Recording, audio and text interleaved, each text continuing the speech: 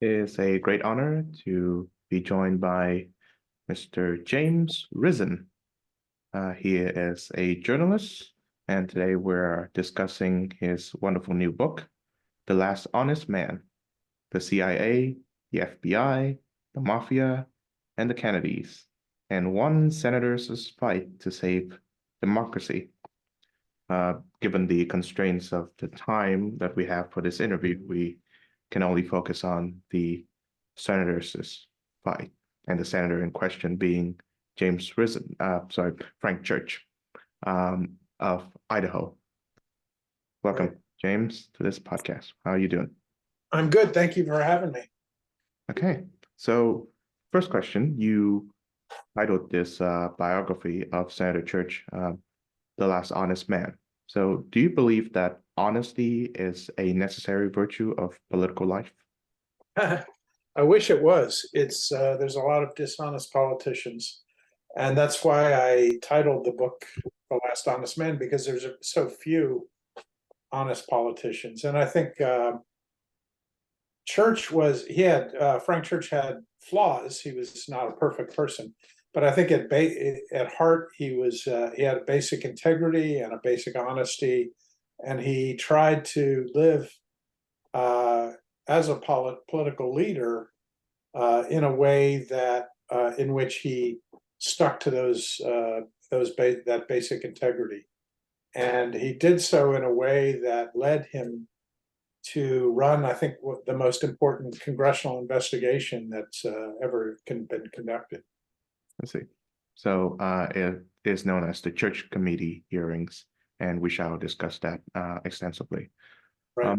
So do you believe that Senator Church's honesty is an asset or a liability when it comes to his political life? I think it was a great asset, and I think it explains why he kept getting reelected as a liberal Democrat in a very conservative state of Idaho. A lot of people there would say at the time that they disagreed with some of his positions, but they really thought he was a good man. And that really served him well throughout his career and won him a lot of votes from Republicans and conservatives who otherwise might not have supported him. To what extent is Church and his investigation into the U.S. intelligence services relevant to today's politics? I think it's very relevant. The Church Committee, the name the Church Committee refers to the Senate committee that Frank Church chaired in 1975 to conduct the first ever investigation of the CIA, the FBI, and the National Security Agency, and into their abuses and illicit activity against American citizens. And it was today, the name the Church Committee has become, down the years, synonymous with a major congressional investigation of any kind. And so today, many people in Congress, whenever there's a major scandal, they say we need another Church Committee. And so the name the Church Committee has come into the American political lexicon as synonymous with a major investigation. It's kind of been passed down as the American version of a Truth and Reconciliation Commission.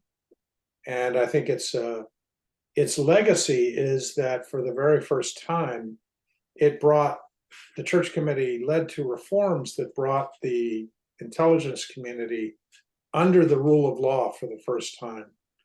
And that has the rules and laws and reforms that were put in place as a result of the Church Committee are largely still intact today.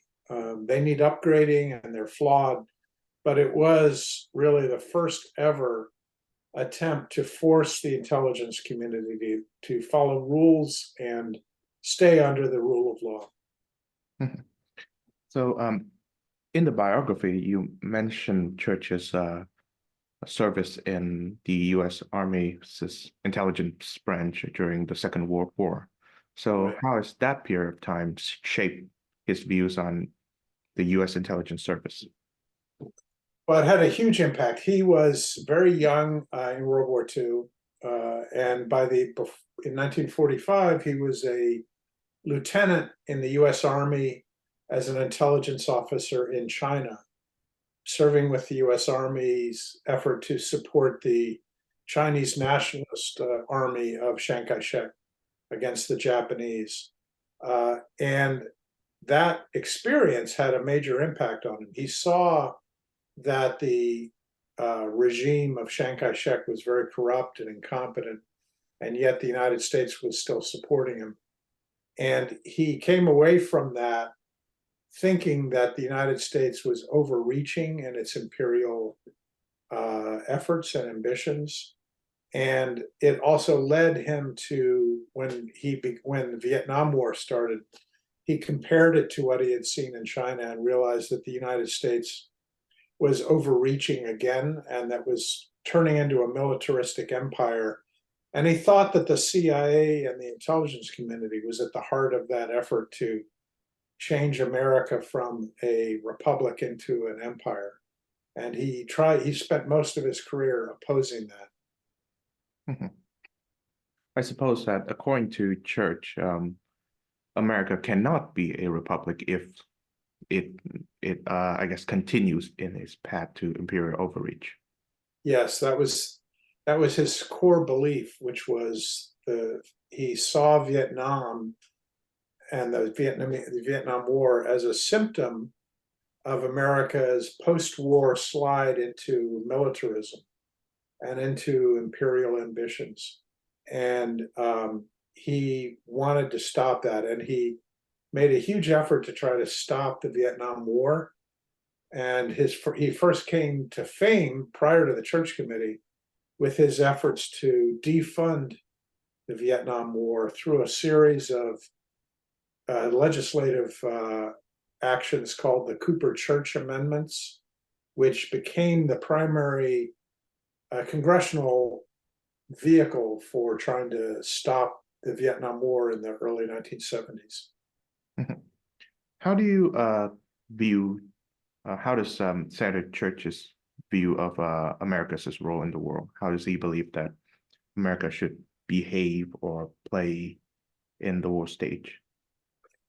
He came to believe that the United States, after World War II, was involved in too many wars and too many conflicts, and that we were supporting dictators, third world dictators around the world, simply because we had this belief that we had to oppose communism. And he thought that was a fundamental mistake, and that anti-communism had turned into paranoia, and that we were supporting dictators around the world simply because we thought that the alternatives in those countries would lead to communism, which was almost always a mistake. And so he came to believe that the fundamental purpose of US post-war foreign policy, which was to contain the Soviet Union and fight the Soviet Union in proxy wars around the world, was a fundamental mistake, and that it was leading us into militarism and a permanent state of war. So was Church in the Senate when McCarthy, Senator Joseph McCarthy, became a national figure? He came to the Senate right after that, and he was elected in 1956. McCarthy's high point was really the early 1950s. But he ran against, in Idaho, in his first election, one of McCarthy's closest allies in the Senate, Herman Welker.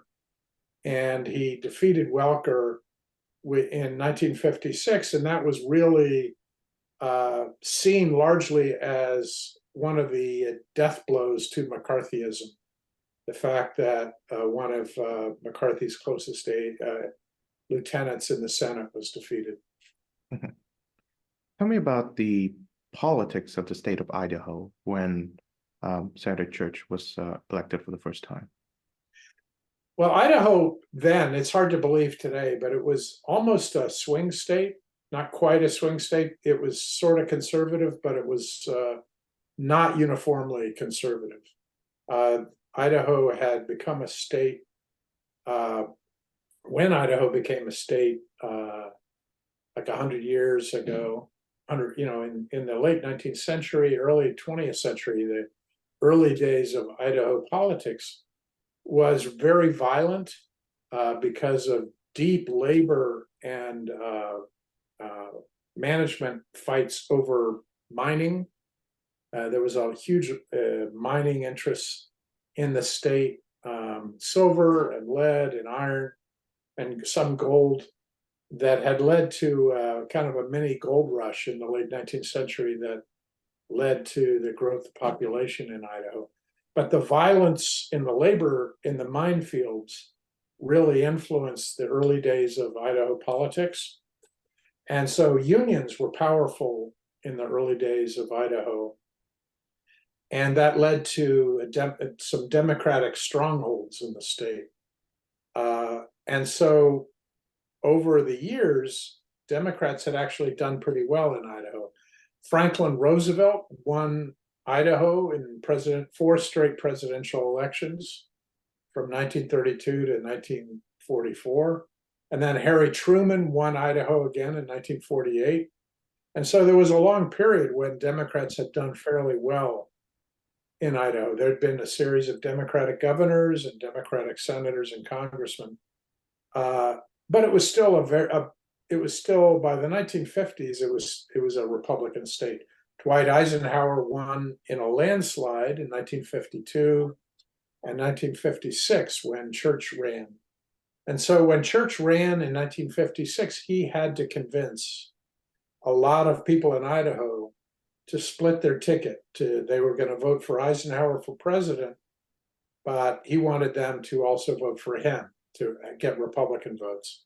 And so that was really the key throughout Church's career, was to convince people in Idaho who were going to vote Republican for president to split their ticket and vote for him. And he was successful at that for quite a long time.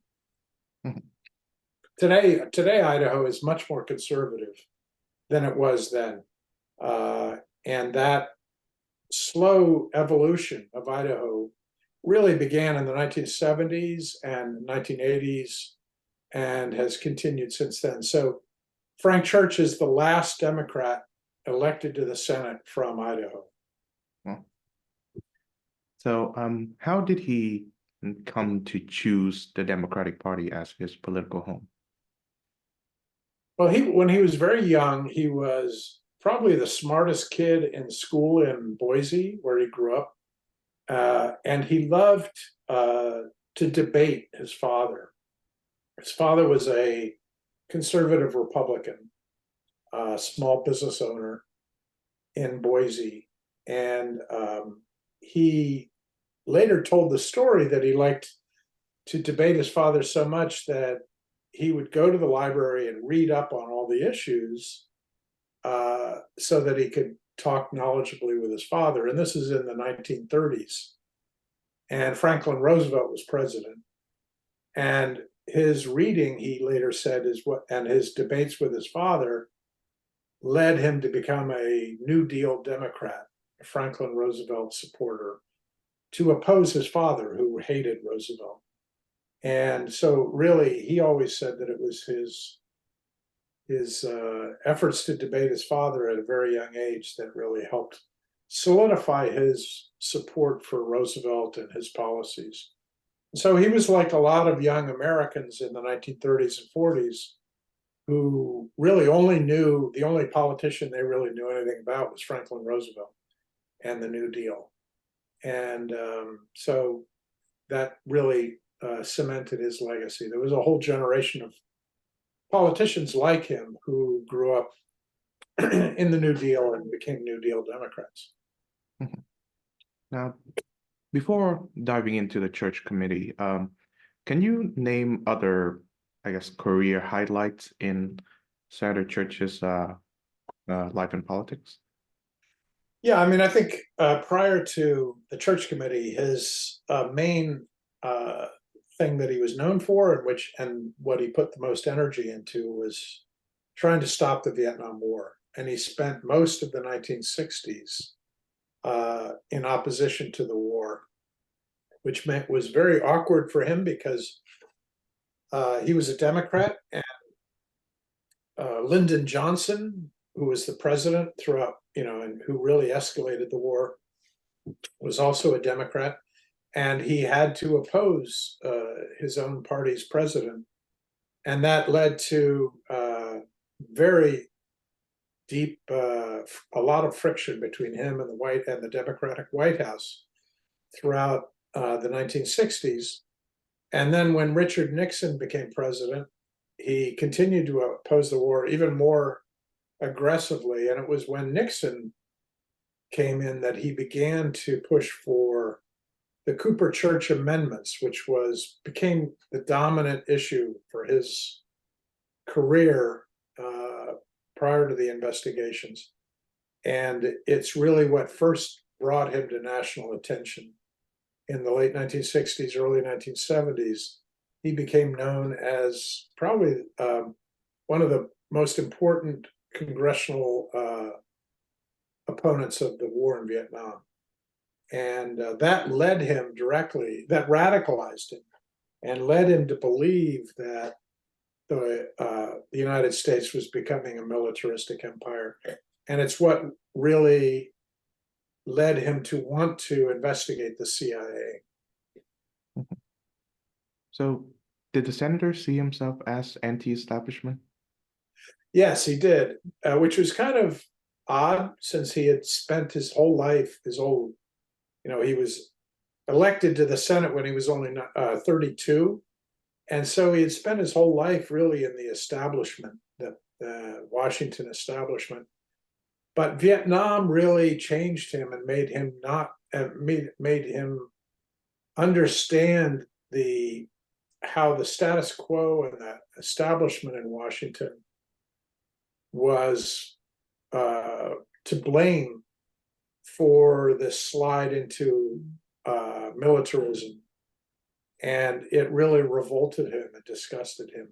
And yet at the same time, he still was politically ambitious. And so at the heart of his life was a central dilemma that I don't think he ever resolved, which was this disgust and revulsion at militarism and the establishment status quo in Washington, and this deep desire that he had to get ahead in politics and to run for president.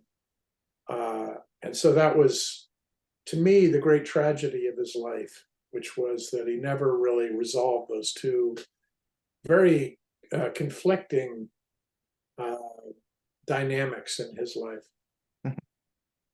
So I'm guessing the senator took seriously the claim within President Eisenhower's farewell address that there exists a military-industrial complex. Yes. Yes, he came to believe that very strongly, and he thought that Vietnam was a symptom of it rather than the cause, and that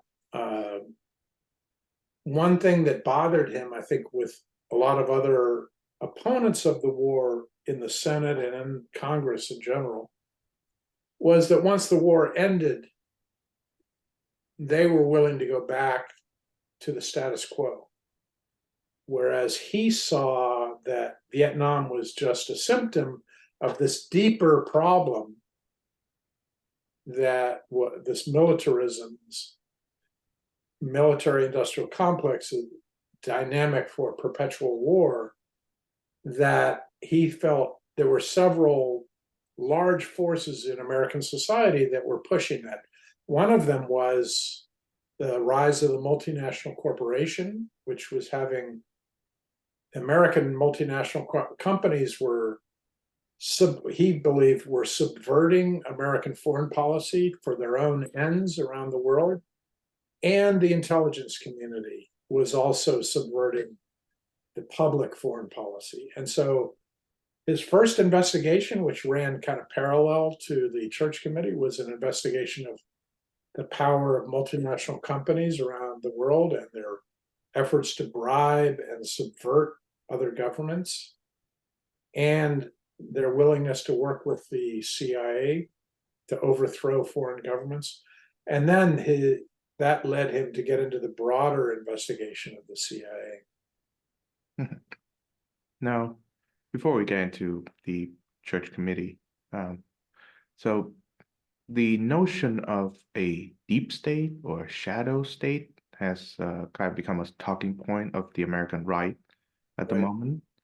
And it's a shame because many of the voices who express concerns of deep state are, kind of eccentric, if not like wholly crazy. I'm thinking people like Right. Alex Jones, I suppose. Yeah. But I cannot help but believe that they are voicing a legitimate concern. There is an unelected branch or sector of the American government that is running some of the key actions and decisions affecting American policy, both domestic and foreign. And I wonder, did church believe in that notion of a deep state? Well, this is an excellent question, and it goes to the heart of what I was trying to write about in the book. So if you if you don't mind, I'll take a couple minutes to explain my views on this and what church's views and why I think today this is a conspiracy theory, a right-wing conspiracy theory. If you step back into the 1960s and into what you just mentioned of Eisenhower's farewell address on the military-industrial complex, there clearly has been a military-industrial complex that's grown since World War II. And that involves the enormous growth of the US military, plus the enormous growth of the defense contracting establishment, involving massive corporations that build weapons, both for the United States and other countries, as well as the growth in more recent years, especially since 9/11, of what I have called the Homeland Industrial Complex, which is the parallel growth, along with defense contractors, of intelligence contractors and effort, the newer version of the military industrial complex, which are large corporations which are supporting the CIA, the NSA, and other agencies to provide massive surveillance capabilities. Those things are a major force in American society, and they have been since the 1960s. What Frank Church saw in the 1960s and 1970s was that the growth of this military-industrial complex, coupled with the rise of an intelligence community in which there was no oversight. You got to remember, the Senate and House Intelligence Committees didn't exist. There was no congressional oversight of the intelligence community prior to the church committee. That these things were leading to a militaristic empire. And the church committee, his main goal was to bring the intelligence community under the rule of law for the first time.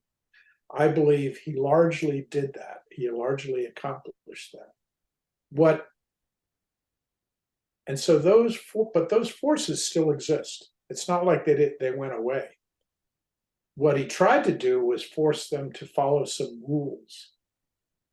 I believe that the problem with the current obsession on the right with the idea of a deep state is a propaganda effort by the right to turn the idea of a military industrial complex or a homeland security complex on its head, to reverse it and say that instead of being a very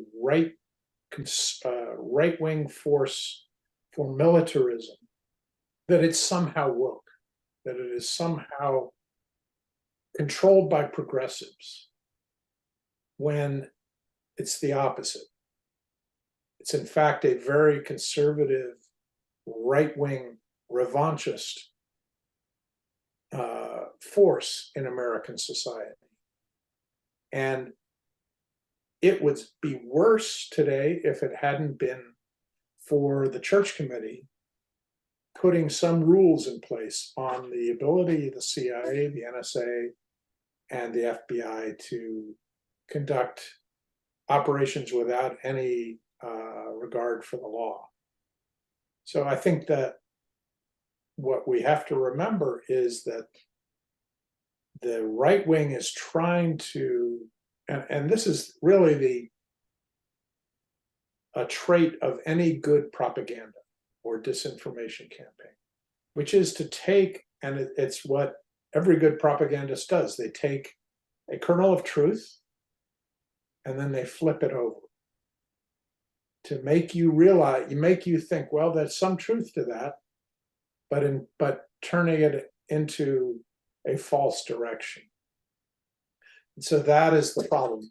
If the military industrial complex, the Homeland Security complex, the intelligence community, think about it for a moment. You're talking about Northrop Grumman, SAIC, the CIA, the FBI, the NSA, Lockheed Martin. To think that these are progressive forces in American society is ridiculous. And yet that is what they're trying to say. They're trying to use the basic truth that there is a powerful force in American society backing up militarism, and to say that it is somehow a progressive force. And they're doing that for political reasons, to try to attack Democrats, when in fact it is probably the most conservative part of the American society. And Frank Church and the Church Committee tried their best to rein it in. Now, they didn't rein it in completely, but that was the first effort ever made to try to do that. Now, just to play devil's advocate, I suppose, for those who alleges that the deep state is a progressive leaning set of institutions. Now, I personally don't believe it as such, but I suppose the counterclaim would be that when you look at history, Franklin Roosevelt's New Deal not only enlarge the central government, it also creates a professionalized government, as in government made up by professionals with little to no partisan leanings. Think of his brain trust, and as well as Kennedy's Camelot, and Johnson with McNamara. So these politicians who are progressives in their own right at their own time are also those who prefer to work with professionals rather than, I suppose, people who are politically elected. And I should add also that although people like J. Edgar Hoover was conservative, he worked closely with people like Kennedy and Johnson, who were liberals and progressives, at least in the question of civil rights. Well, let me just stop you there. J. Edgar Hoover hated the Kennedys, and he blackmailed them so that he could, and he spied on Martin Luther King and tried to destroy Martin Luther King because he thought that the civil rights movement was a communist front. The FBI tried to destroy the civil rights movement, which is one of the things that the Church Committee investigated. The American Civil Service, what you're basically talking about is civil service. Civil service reform happened in the 19th century following Garfield's assassination. And so the idea of having a professionalized government is much older than Franklin Roosevelt or any of the modern presidents. And the idea that somehow the New Deal led to the deep state, just, that is as deep a conspiracy as you can get. The New Deal involved providing economic benefits for poor people and for the middle class. And so anyway, I just think, you could have an endless discussion with conspiracy theorists because they're never going to believe you. I've dealt with them. They don't care what the facts are. They have their own weird beliefs. But I was just trying to explain what is going on, that this is a propaganda effort by the right to try to take the fact that there is and has been a military industrial complex, a large one, which is a very conservative force in America, which has pushed for war and pushed throughout the post 9/11 era for greater US operations around the world, and try to claim that that's somehow a liberal enterprise is just laughable. So that's the point I was trying to make. If you've spent any time with people at the FBI or CIA or Lockheed Martin or Northrop Grumman or any of 100 other defense contractors, I challenge you to find anybody there who's woke.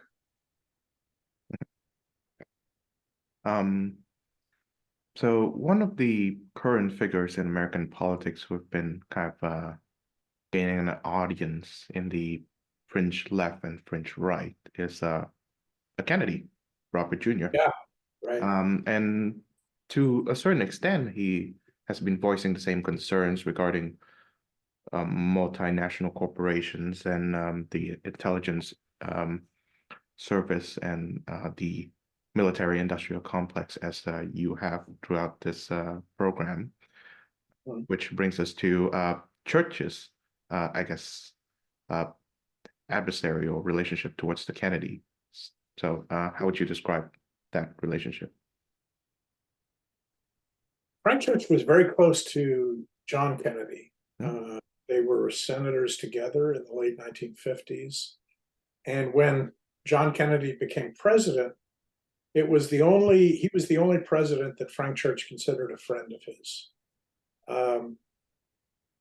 Church later, after Kennedy's assassination, really more openly broke with Lyndon Johnson on Vietnam. He had not really gone as public with his opposition to the war while Kennedy was president. Then Ted Kennedy, who was a senator, was in the Senate at the same time as the Church Committee was operating in 1975.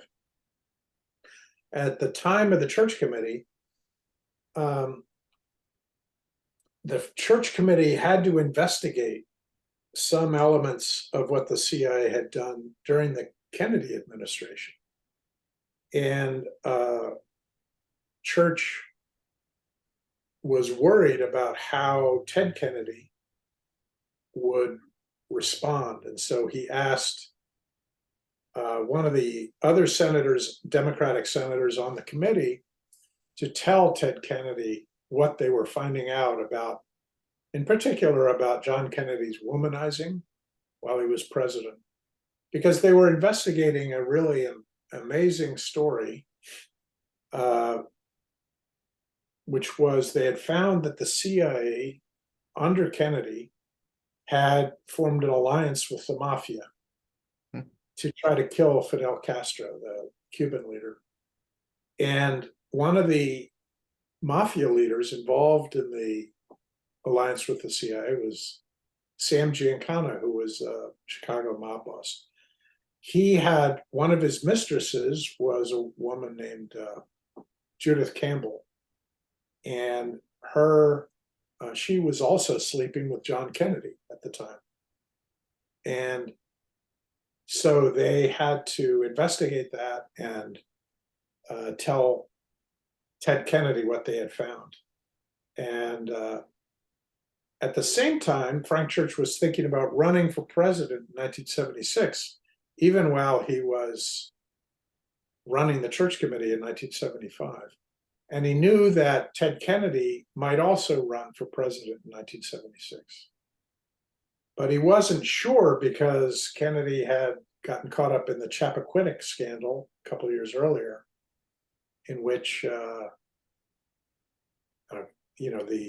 young woman died in his car. Mary Jo Kopechne.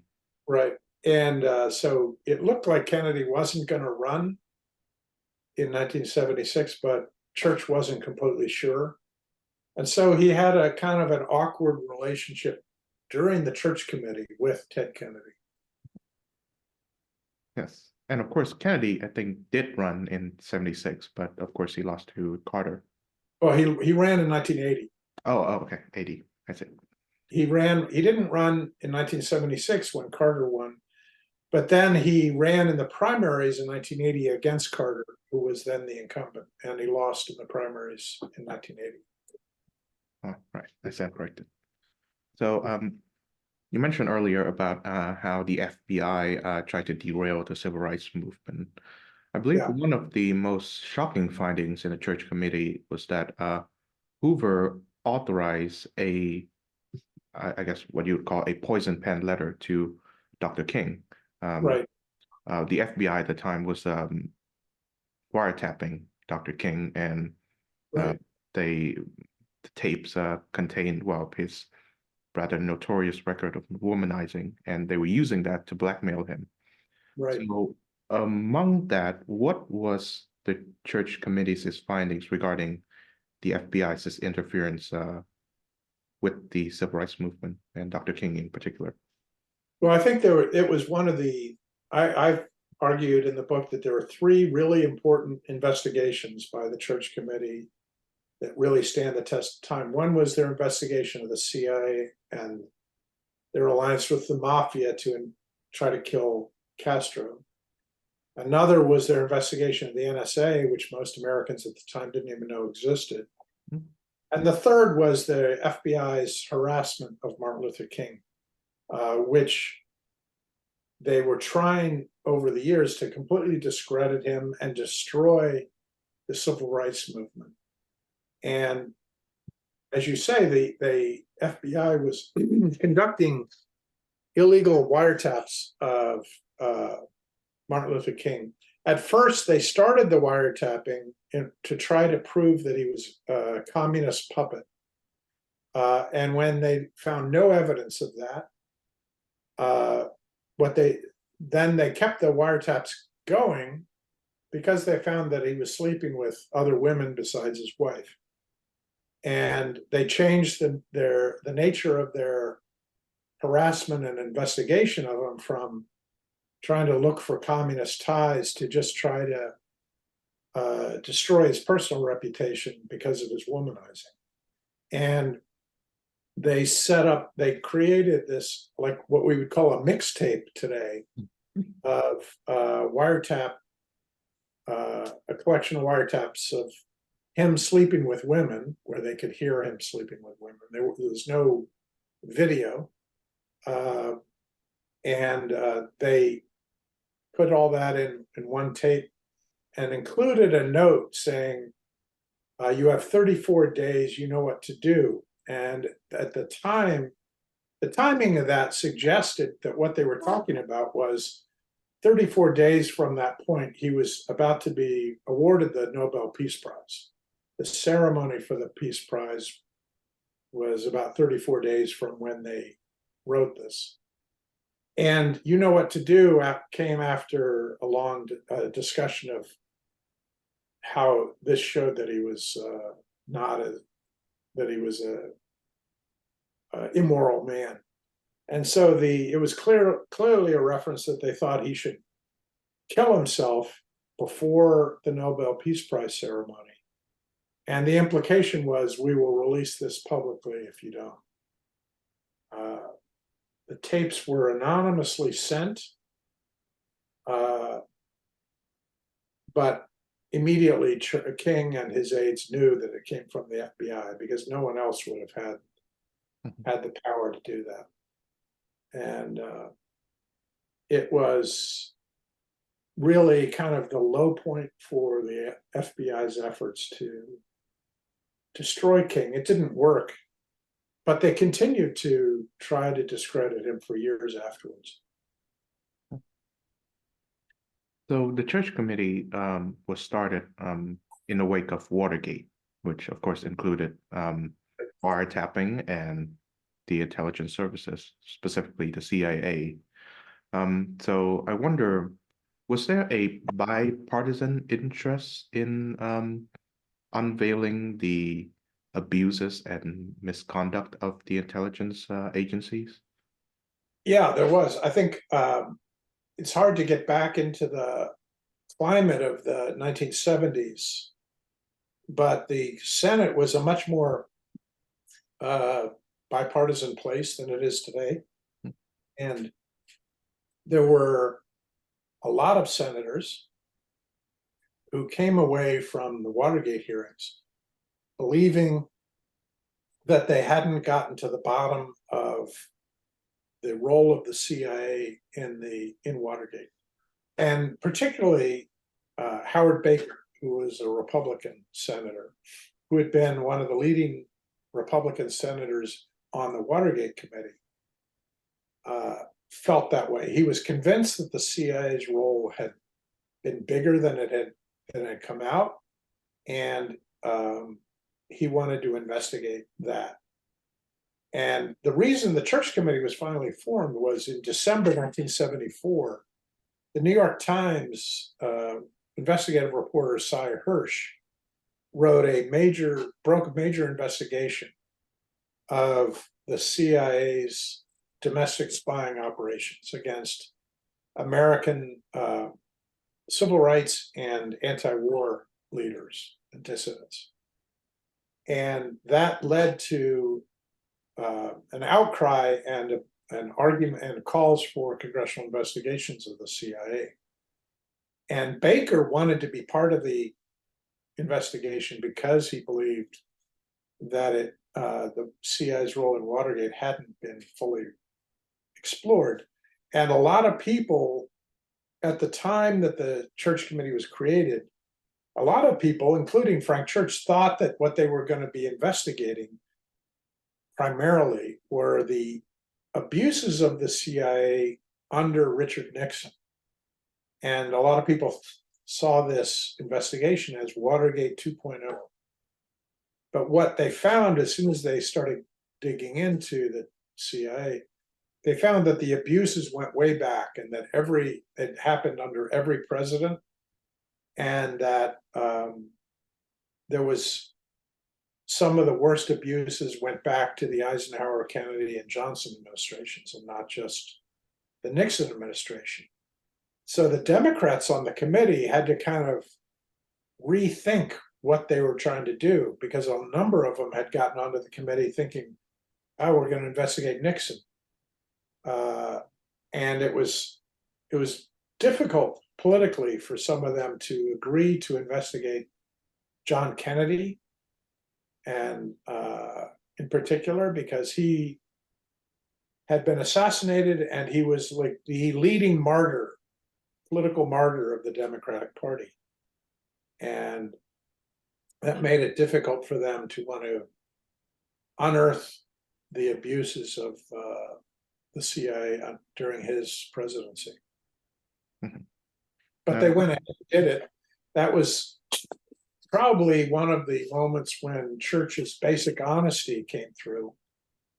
He approved all the investigations by the committee staff into the Kennedy administration, even though he was highly criticized by the press at the time, who thought he was trying to pull his punches on Kennedy. But he really didn't. And I think that's one of the moments in which he showed that he had a basic integrity. Now, one of the other major findings of the committee was the existence of what's known as the family jewels in the Central Intelligence Agency. So Right. You have the floor. Tell us what they are. Well, the family jewels was, in fact, it's an outgrowth of Watergate. After Watergate, or during Watergate, the CIA director at the time, Richard Helms, testified that Richard Nixon had tried to get the CIA to help him with a cover-up of Watergate by telling the FBI to drop the investigation of Watergate because it was a CIA operation. That's what he wanted Helms to say to the FBI. And Helms had refused, and then he had testified about it to the Senate Watergate Committee. And so for a while, right after Watergate, it looked like the CIA had been heroically standing up to Nixon. But what Helms was gone by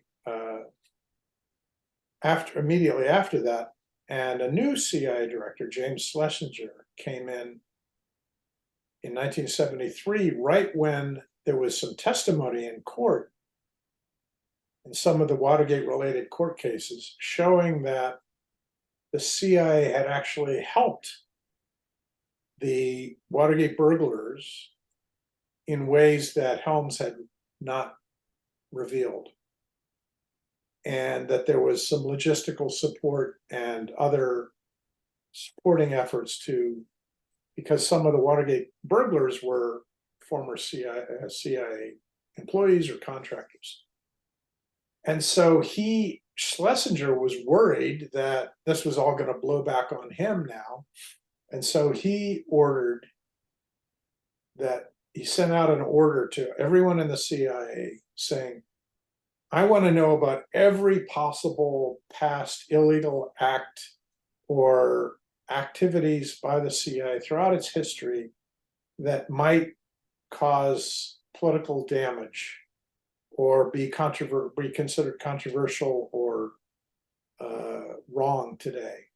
Not just illegal, but anything that you think would be a political problem for us. And so this memo went out to everybody in the CIA, and people started telling the bosses, okay, these are all the things we did that could lead to what they called in the CIA a flap, meaning a controversy. And so the CIA staff began to compile this into a big memo for Schlesinger, and it became known as the family jewels. Here are all our bad secrets. Here are all our dark secrets we don't want anybody to know, and put it in one document. And when Schlesinger left after a few months, and William Colby, who was became the new CIA director, and he was left with this document, the family jewels, and it was like a ticking time bomb inside the CIA to have a document like this sitting around. And Cy Hirsch began to hear about it. And while his story of December 1974 doesn't really include all the jewels, he mostly focused on the domestic spying. He clearly had an inkling of it, and Colby began to realize, especially after Hirsch's story, that there was a massive amount of stuff, bad stuff for the CIA that could come out in a congressional investigation. And so eventually the Church Committee got a copy of the family jewels document. And that really provided a roadmap for the Church Committee's investigation. Of course, tell us about what were the jewels that the committee found? There's a long list. It included things like the assassination attempts against Castro, and that helped guide the Church Committee's investigation of the Mafia CIA alliance. And it showed that the CIA had tried to kill other foreign leaders. There were like 5 foreign leaders, and it wasn't just Castro. Leaders in the Dominican Republic, in Chile, in South Vietnam, in Congo. And then it showed a number of other wide-ranging activities. One of the things that was not very well documented was something that the Church Committee found was the CIA's drug and mind control experiments in the 1950s, 60s, codenamed MK Ultra, which was a massive program that had been completely kept covert for decades, to use LSD to experiment for mind control. And it didn't have any mind control capabilities, but it didn't matter. The CIA kept illegally dosing people all over the country, with thousands of people with LSD for years, just trying to see what would happen. It was a weird experiment that went on for decades, and they got away with it because the leader of the program, when he found out that Richard Helms, who had known about the program and approved of it, when he found out that Helms was retiring or leaving, he destroyed all the documents, and he and Helms together destroyed everything. And so even today, only a few fragmentary documents still exist. And even today, no one knows the full extent of MK Ultra. And of course, the strangeness doesn't continue from there. I think the committee also found out that some of the very unconventional ways that the agency, the company, experimented with or devised in order to, assassinate these foreign leaders. Something like a weapon that shapes like a ballpoint pen, and it shoots a fatal dose of poison into, say, Castro or the target.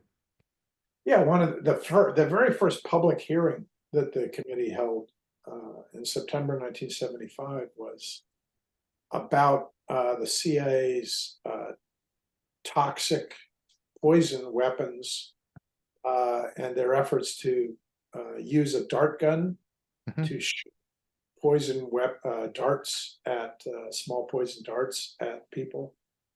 And the CIA had kept the poison that went with the toxins that went with this, even after the president had banned their use or banned their storage.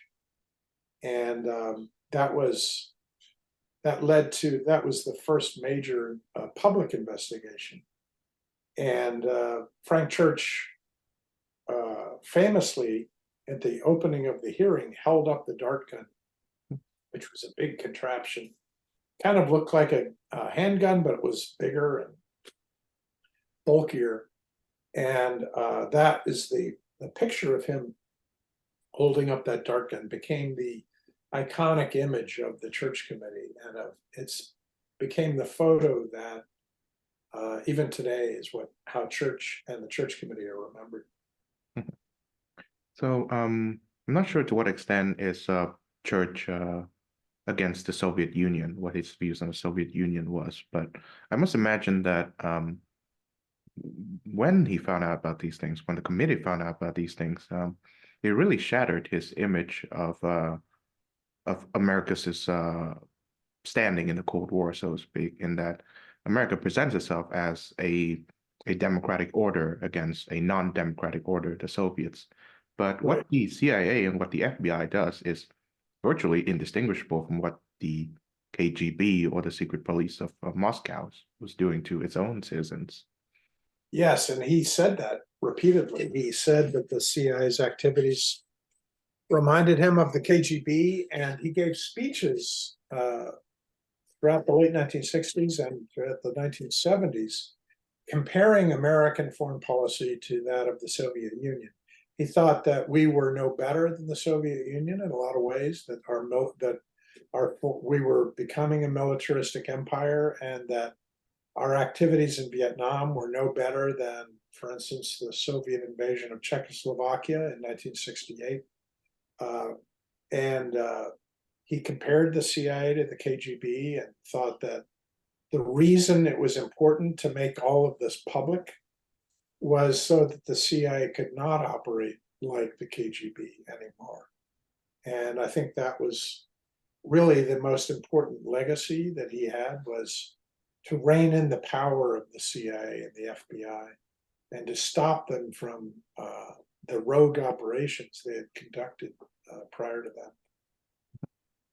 So a concluding question, to what extent is Senator Church an example of American patriotism?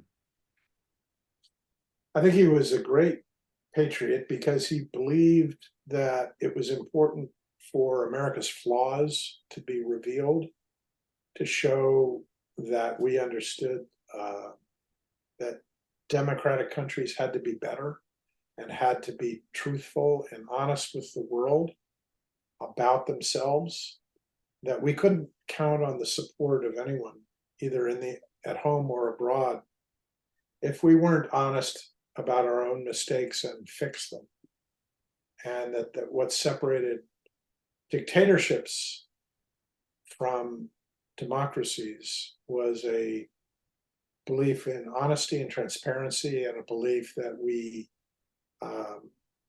can improve ourselves and can learn from our own flaws and mistakes. Well, on that wonderful note, thank you very much, James Risen, author of The Last Honest Man, for joining this program. Thank you very much for having me.